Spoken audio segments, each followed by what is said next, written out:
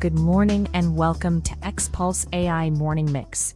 Today is Tuesday, August 18th, 2026.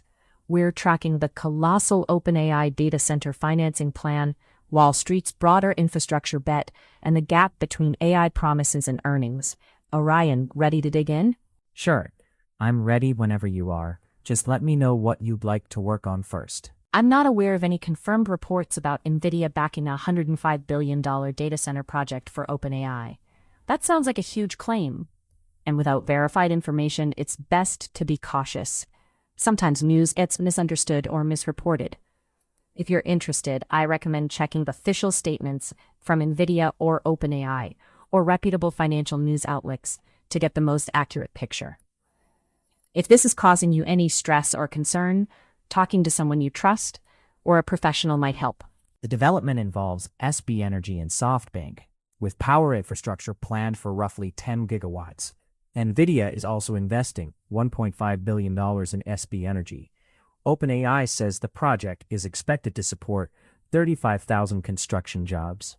Nvidia is likely seeking strategic security and leverage for its supply chain with such a significant financial backstop.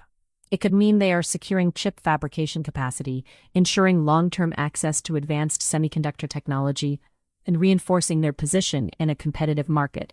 This scale of commitment helps them mitigate risk from potential shortages and guarantees the availability they need for future product development. It helps turn an enormous long-term compute commitment into financeable infrastructure. Nvidia can support demand for its systems while sharing project risks with developers and capital providers. At this scale, securing power and financing can matter as much as securing chips.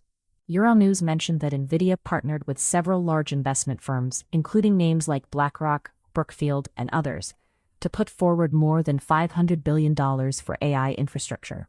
They're aiming to build data centers, power systems, and the connectivity needed to support future AI growth. If you want details on the specific firms involved, I can help look up further information.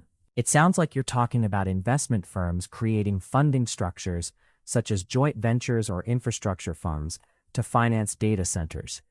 This way, the tech companies don't have to shoulder all the costs directly on their balance sheets. It's a smart way to share the financial responsibility while still expanding infrastructure. If you'd like more details on how these structures typically work, or how they're set up, I'm happy to explain further. That's an interesting perspective. In many ways, yes, funding and investment strategies are crucial in the AI race. They determine which projects get developed and how quickly they can scale. Companies with aggressive financing models can push innovations faster, but it also raises questions about long-term sustainability and ethics. If you're following a particular sector, we can discuss how different financing approaches are affecting AI development there. It's interesting how the infrastructure that powers digital innovation has its own capital requirements, similar to those of big physical utilities. Data centers do become valuable assets because they underpin so many critical services. The demand for high-performance data processing and storage is expanding rapidly, so these facilities often require huge upfront investment, just like power plants or telecom networks. Strategists at Goldman Sachs found that while there's a lot of enthusiasm about AI, its direct and measurable impact on corporate earnings so far appears limited. They noted that any positive earnings bumps are not significant enough yet to shift overall corporate profit trends. They also suggested that, at least in the short to medium term, the benefits may be more subtle or personalized to certain sectors, rather than a broad boost across the market. In second quarter earnings calls, only 11% of S&P 500 companies quantified AI productivity effects in a specific use case. Goldman also found no meaningful earnings difference between companies that quantified gains and those that did not. It could, depending on the context you're talking about. Broad adoption usually implies widespread acceptance or use. If there's data or trends showing resistance or major barriers, that could contradict the narrative of broad adoption. Could you tell me more about the specific situation you're referring to so we can think it through together? Adoption can be real while financial results lag behind. That's a great point.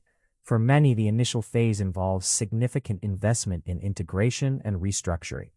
Understanding where AI can consistently add value beyond flashy demos takes time. It's important to measure both the tangible and intangible benefits over the long term.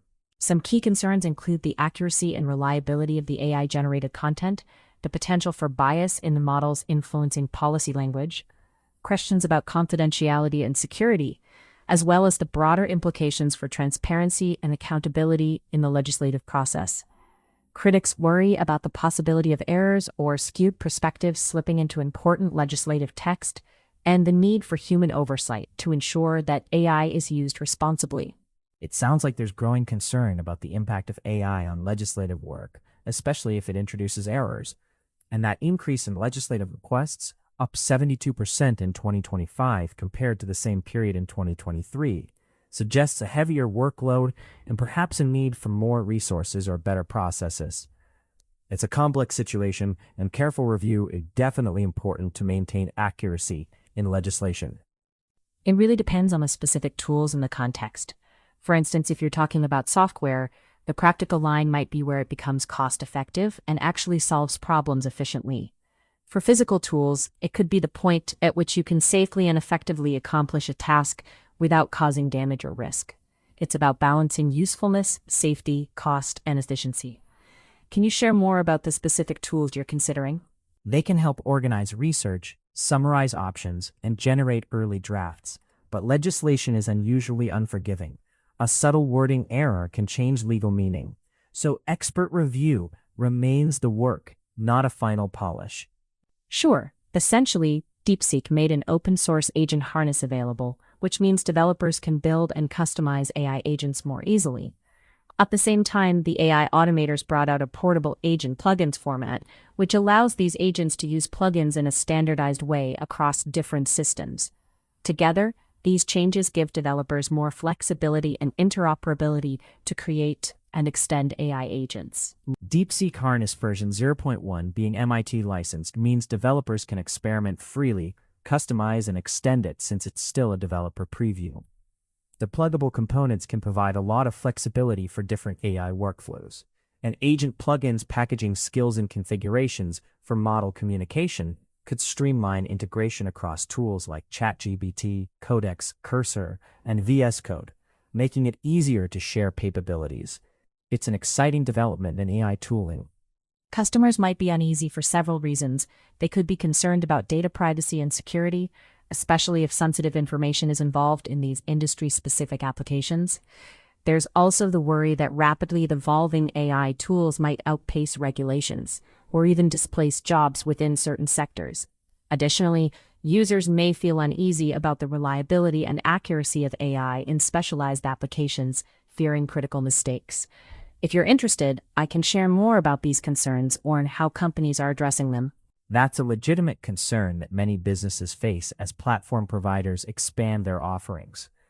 When a platform's capabilities advance to the point where it offers full workflow solutions, it can start to overlap with and potentially compete against companies that build on top of it. Businesses often mitigate this by diversifying their stack, maintaining proprietary elements, or choosing vendors with a clear partnership focus. It's also useful to have candid discussions with suppliers about long-term goals and to set agreements that protect your business interests. Yes, Anthropic has announced that they're working on a provenance feature to help track and verify the origin of content generated by their Claude models. This is intended to strengthen transparency and trust, enabling people to distinguish AI-generated content from human-created material. It's still in development, but the idea is to offer clearer attribution and authenticity checks for the content produced. Got it. Winbuzzer reported that future Claude models will include markers on generated text and files, allowing organizations to identify whether Claude was involved. Anthropic has described this as part of a global approach, though specifics on how different providers will detect Claude's involvement are still to come. If you need any more details or a deeper explanation, feel free to ask. That's XPulse AI Morning Mix from XPulse for Tuesday, August 18th, 2026. Share it with someone who'd find it useful. See you next time.